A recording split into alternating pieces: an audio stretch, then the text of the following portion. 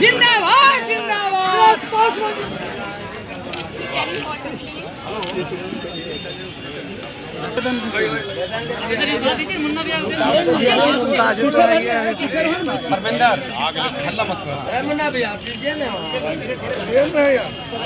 देर से जागने का प्रयास कर रहे हैं तो दुरुस्त प्रयास होगा, ऐसी मैं अपेक्षा रखता हूँ।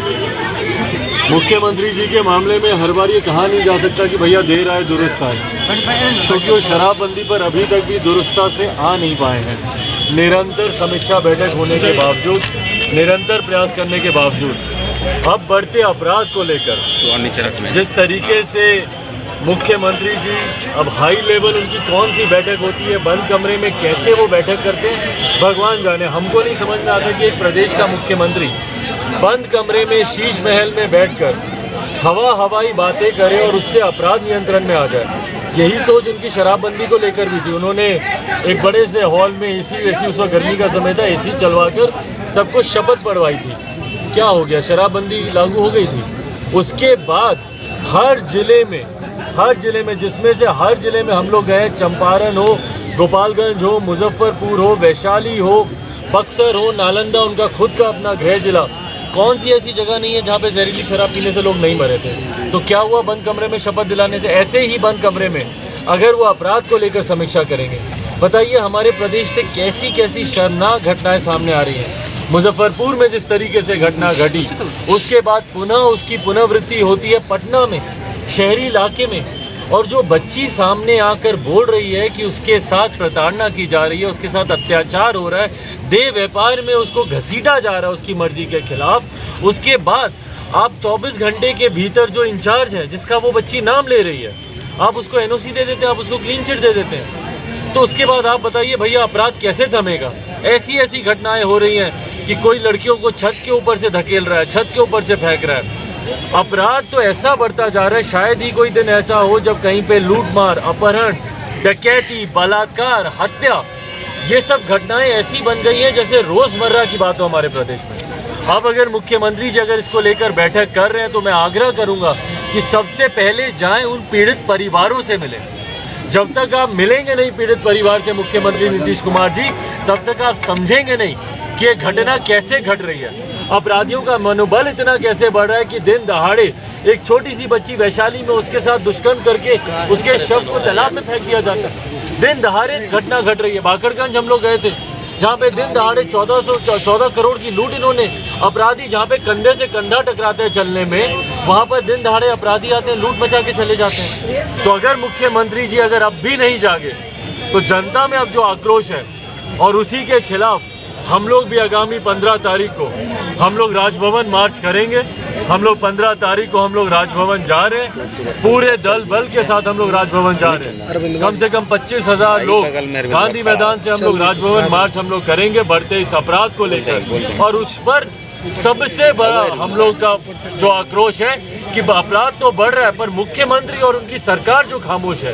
एक मुझे बयान सुना दे इनके सरकार के किसी मंत्री का आए हो पटना में जो बालिका गृह सुधार में जिस तरीके से घटना घटी है, एक कोई सरकार का बयान सुना दे उसमें किसी ने शर्मिंदगी जाहिर की हो या किसी ने विश्वास दिलाने का प्रयास किया हो कि नहीं भविष्य से ऐसी घटना नहीं घटेगी। तो बिहार में जैसे ये अपराध घट रहा है उसके खिलाफ हम लोग भी राजभवन मार्च करेंगे। और हम लोग की पुनः ये मांग है कि बिहार में राष्ट्रपति शासन लागू होना चाहिए।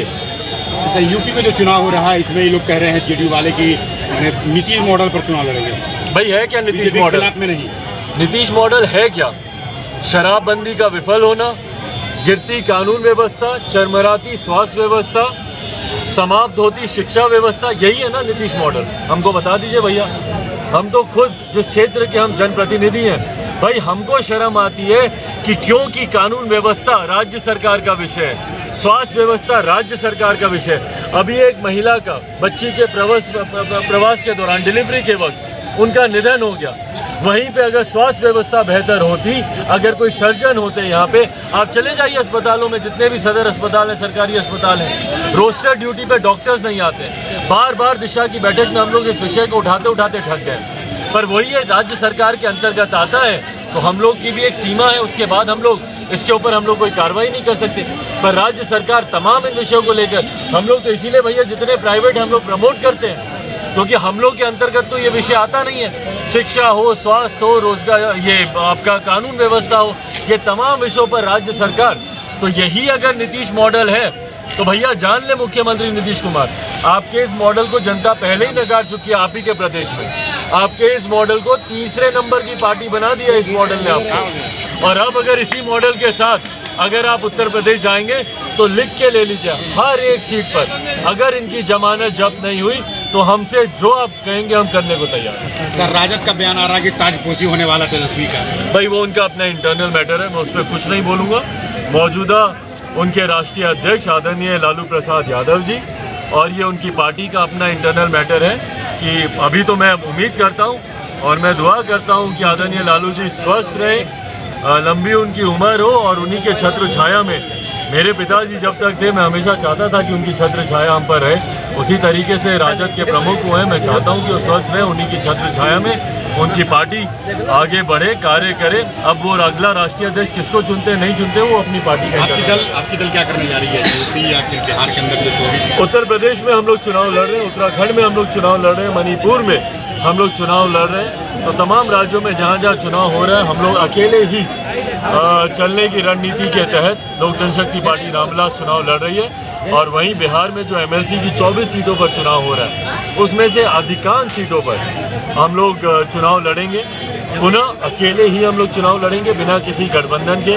और इस चुनाव में अधिकांश प्रत्याशियों के नाम भी हम लोग तय कर चुके हैं। जैसे ही अधिसूचना जारी होती है, नोटिफिकेशन जैसे ही जारी होता है, तमाम संभावित प्रत्याशियों के नाम भी साझा कर दिए जाएंगे। पार्टी विलय होने की बात कही जा रही है। ये होगा सर, बिहार में बहुत भाई विशेष राज्य का दर्जा मिलना चाहिए, पर जब तक मौजूदा मुख्यमंत्री नीतीश कुमार जी हैं, विशेष राज्य के दर्जा मिलने से भी कुछ नहीं होने वाला। नहीं। उससे ज्यादा राजस्व केंद्र सरकार बिहार सरकार को देती है। ये बिहार सरकार की डिप्टी सीएम साहिबा खुद इस बात को बोल चुकी हैं। सदन में भी आपने देखा होगा जिस तरीके से दो नेता, राष्ट्रीय भारतीय जनता दल यूनाइटेड के राष्ट्रीय अध्यक्ष और भारतीय जनता पार्टी के वरिष्ठ नेता पूर्व मंत्री राजीव प्रताप रूडी जी के बीच में जिस तरीके से बहसम बहसी हुई, बार बार भारतीय जनता पार्टी इस बात को कह रही है कि भैया उससे बहुत ज़्यादा राजस्व, और हम लोग भी जानते हैं भैया कि उनको हर योजना में जितना पैसा केंद्र सरकार राज्य सरकार को दे रही है, कम से कम पहले आप उस राशि को तो इस्तेमाल करें। भ्रष्टाचार के तहत तो वो राशि आपकी बर्बाद हो रही है। कितनी ऐसी राशि है जो कि आप इस्तेमाल ही नहीं कर पा रहे हैं। तो पहले तो केंद्र सरकार की योजनाओं की राशि को पूरा आप इस्तेमाल करें, या सफ़ेद पेपर श्वेत पत्र लेकर आएं और बताएं कि भैया केंद्र सरकार कितनी राशि दे रही है, कितना आप उस राशि का आप इस्तेमाल कर रहे हैं, कितना इस्तेमाल नहीं कर रहे हैं, वो तमाम जानकारी आप लोग दीजिए। क्योंकि बार बार केंद्र सरकार इस बात को कह रही है कि राशि आपको उससे ज़्यादा मिल रही है जितना विशेष राज्य के दर्जे में केंद्र सरकार आपको देती। और बहरहाल ये बार बार झुंझुना मुख्यमंत्री दिखाते किसको है भैया? इतने सालों से किसके साथ आप गठबंधन में हैं? आप ही ना डबल इंजन की सरकार चला रहे हैं, तो उनसे दोस्ती भी रखेंगे, उन्हीं से बैर रखेंगे। मतलब दोनों चीजें एक साथ कैसे हो सकती है? अगर इतना ही आपको आक्रोश है तो हिम्मत है तो अलग होकर दिखाएं। विशेष राज्य के दर्जा पे बार बार मांग भी करेंगे, सदन में भी खड़े होकर मांग करेंगे, सड़क पर आके मांग करेंगे, और फिर उन्हीं का समर्थन करेंगे, और उन्हीं के आशीर्वाद से, उन्हीं की कृपा से मुख्यमंत्री भी बने रहेंगे, सत्ता का सुख भी लेंगे। तो ये दोनों चीजें एक साथ नहीं चलेंगे मुख्यमंत्री। कहा जा रहा है